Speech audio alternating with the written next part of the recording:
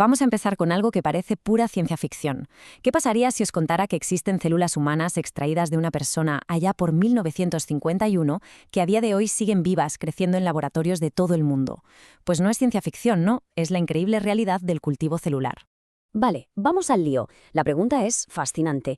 ¿Cómo demonios se consigue replicar las condiciones tan complejas del cuerpo humano en una simple placa de laboratorio para mantener vivas las células, que son, al fin y al cabo, nuestras unidades más básicas? Fijémonos en esto. Lo que estamos viendo es un microcosmos que bulle de vida. Y ojo, no son unas células cualquiera. Son las descendientes directas de una muestra que se tomó hace más de 70 años. Su capacidad para seguir dividiéndose sin parar desafió en su momento todo lo que se sabía sobre la vida celular. Y aquí es justo donde empieza nuestra historia, con las células más famosas de la ciencia, las llamadas células inmortales.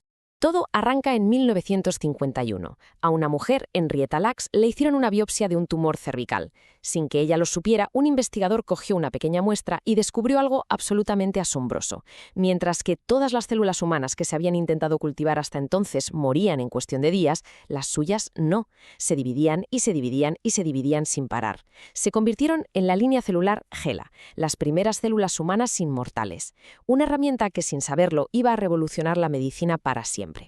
Claro, la historia de las HeLas es alucinante, pero nos lleva a una pregunta mucho más grande. ¿Cómo se consigue, en general, mantener cualquier célula viva fuera de su ambiente natural?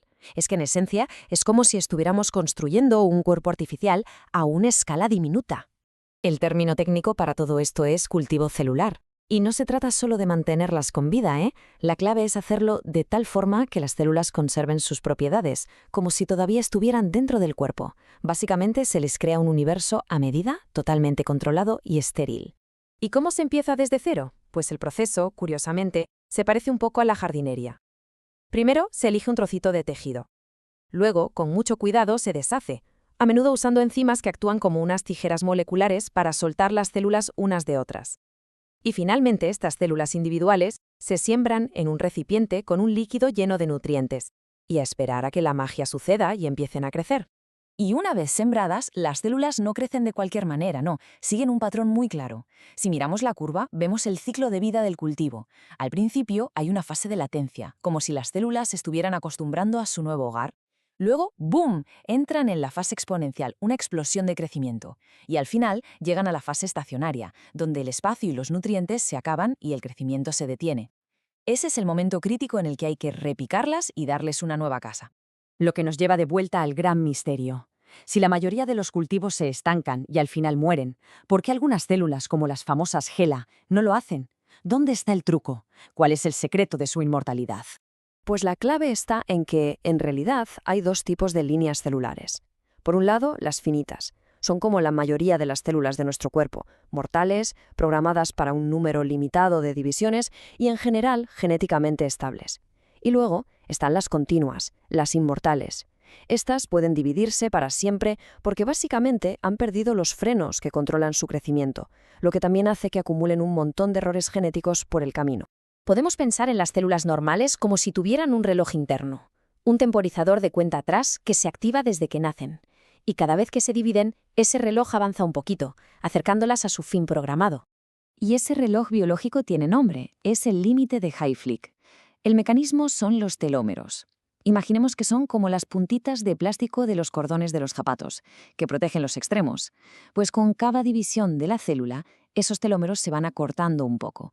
Y cuando ya son demasiado cortos, la célula recibe la señal. Hasta aquí hemos llegado. Deja de dividirse y envejece. Es el envejecimiento, pero a nivel celular. Pero las células inmortales... esas son las rebeldes. Han encontrado la manera de saltarse las normas, de ignorar por completo ese reloj que les dice que tienen que envejecer. Y esta imagen lo deja clarísimo. Un cariotipo es, para que nos entendamos, la foto de familia de los cromosomas de una célula. A la izquierda, un cariotipo humano normal, todo ordenadito por parejas. Ahora comparemos eso con el de las células HeLa a la derecha. Es un caos genético absoluto. Estas células, que casi siempre vienen de tumores, sufren tantas transformaciones que sus frenos internos desaparecen. Y es esta anarquía genética la que, paradójicamente, les da la vida eterna en el laboratorio. Vale, ya entendemos el por qué unas células son mortales y otras no. Ahora vamos a lo práctico. ¿Cómo es exactamente ese hogar artificial que se les construye en el laboratorio para que estén a gusto? Pues hay, digamos, dos estilos de vida celular. Están las células adherentes, como las de la piel o los órganos, que necesitan pegarse a una superficie para poder crecer. Forman una capa finita, una monocapa. Y luego están las células en suspensión, como las de la sangre, que son más independientes y flotan tan felices en su sopa de nutrientes. Esto, por cierto, las hace perfectas para producir grandes cantidades en la industria. Y esa sopa de nutrientes, lo que llamamos medio de cultivo, es una receta de alta cocina, muy precisa. Lleva sales para mantener el equilibrio, glucosa como combustible, aminoácidos para construir proteínas, vitaminas. Pero el ingrediente estrella suele ser el suero fetal bovino, el FBS. Es un cóctel potentísimo de factores de crecimiento y hormonas que básicamente les grita a las células: ¡venga, a crecer! Aquí tenemos un truco visual súper útil. La mayoría de los medios de cultivo llevan un indicador de pH que se llama rojo de fenol. Si el color es rojo anaranjado, perfecto, el pH está en su punto, sobre 7,4. Si las células empiezan a producir mucho ácido y el medio se vuelve amarillo, es una señal de que necesitan que les hagamos caso. Y si se pone fucsia, es que algo va mal. Es una forma muy sencilla y visual de saber cómo se sienten las células. Muy bien, ya hemos visto el cómo, pero la pregunta del millón es, ¿y todo esto para qué? ¿Por qué es tan sumamente importante poder mantener células vivas en una placa? El impacto ha sido sencillamente brutal. Desde que se establecieron las ELAs en el 52, el cultivo celular ha sido la base de un montón de premios Nobel. Gracias a él se descubrieron los factores de crecimiento, se desarrollaron los anticuerpos monoclonales y se abrió la puerta a la biotecnología moderna, a la ingeniería de tejidos y más recientemente a la reprogramación celular. Es que casi cualquier avance médico que se les ocurra del último medio siglo depende de esta técnica. La vacuna de la polio, sin ir más lejos, se desarrolló probándola en células HeLa. La lucha contra el cáncer, las terapias biológicas, el descubrimiento de nuevos fármacos, la fecundación in vitro. Nada de esto sería posible sin la capacidad de estudiar y manipular células en un laboratorio. Y todo esto nos lleva a una última pregunta, que es absolutamente fascinante.